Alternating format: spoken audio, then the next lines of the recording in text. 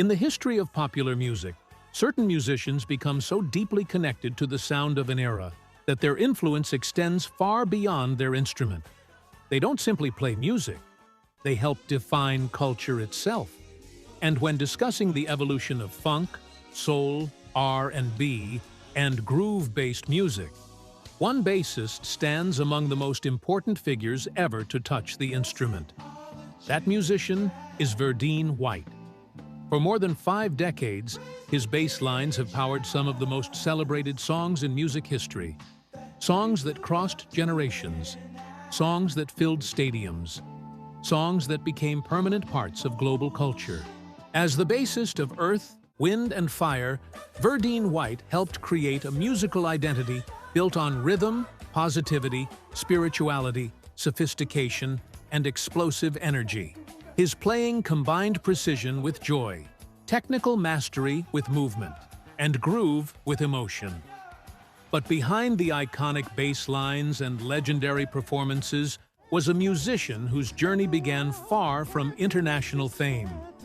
A young boy growing up in Chicago who would eventually become one of the most recognizable bass players in the history of funk music. This is the story of Verdine White. Before we continue, subscribe now, like this video, comment, and share.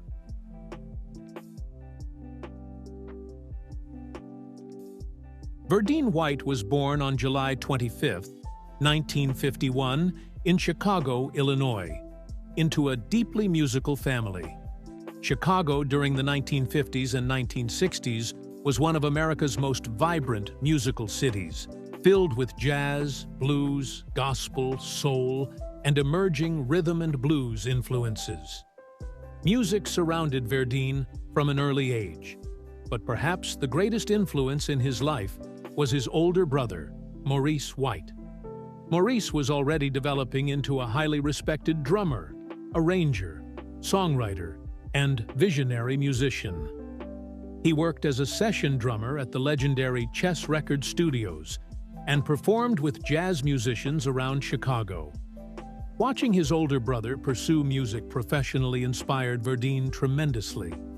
Initially, Verdine studied classical music and became interested in upright bass. This formal musical training gave him strong technical foundations and discipline.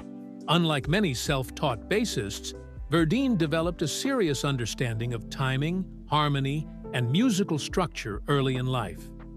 At the same time, he absorbed the sounds of Motown, soul, jazz, gospel, and funk that were dominating Black American music culture during the 1960s.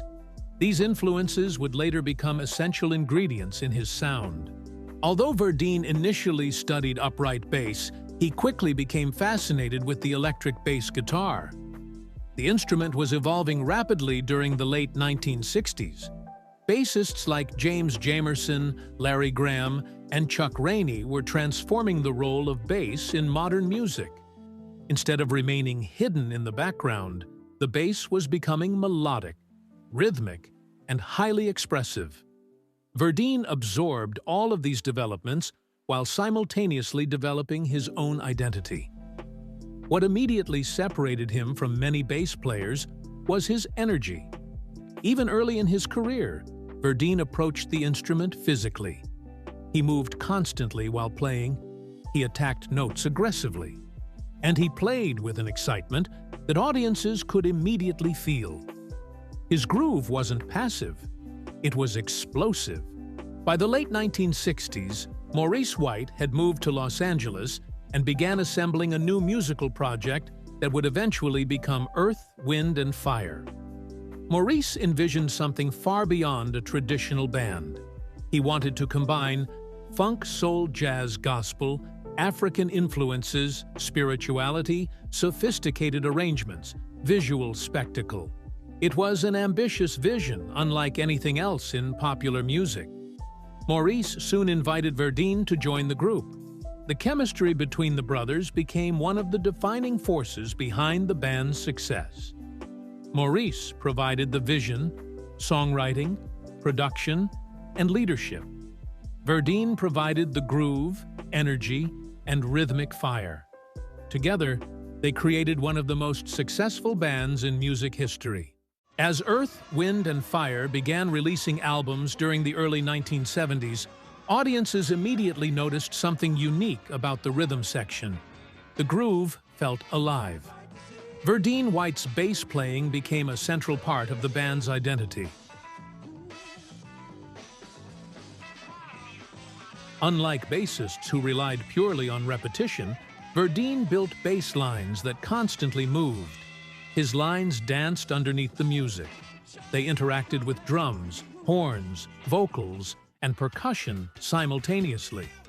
Songs like Shining Star, September, Getaway, Fantasy, Boogie Wonderland became global hits powered heavily by Verdine's rhythmic precision and infectious feel. His bass playing balanced several qualities simultaneously: funk aggression, melodic phrasing, danceable rhythm, technical accuracy, emotional excitement. Very few bass players have ever achieved that balance as naturally as Verdine White. One of the most unforgettable aspects of Verdine White's career became his live performance energy.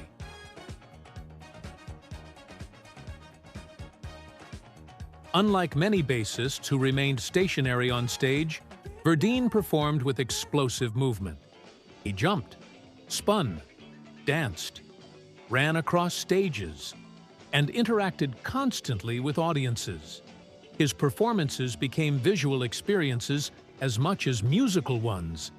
Fans watching Earth, Wind and Fire concerts often found themselves amazed that a bassist could command so much stage presence. But Verdine understood something important. Entertainment matters. Music is emotional, and audiences respond not only to sound, but also to energy.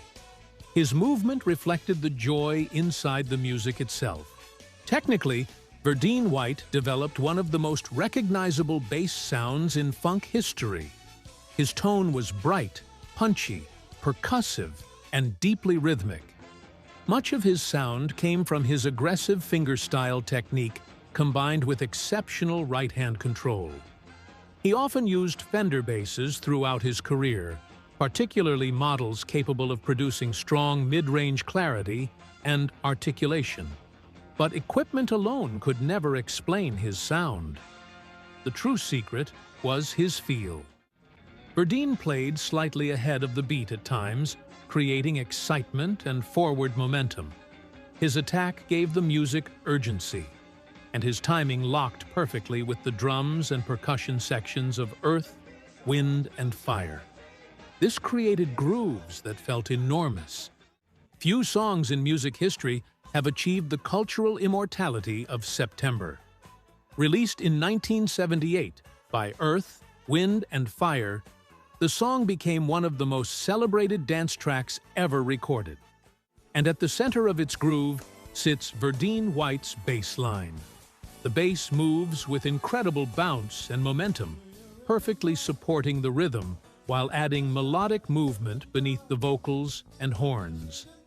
Decades later, the song remains globally recognized, played at weddings, concerts, sporting events, parties, and celebrations around the world. What makes the performance remarkable is its balance between simplicity and sophistication. Verdine never overplays. Every note serves the groove, and that discipline became one of the defining qualities of his musicianship. Although Earth, Wind, and Fire became known for danceable hits, the band's music was often surprisingly sophisticated. The arrangements included jazz harmony complex horn voicings, layered percussion, intricate vocal harmonies, shifting rhythmic structures.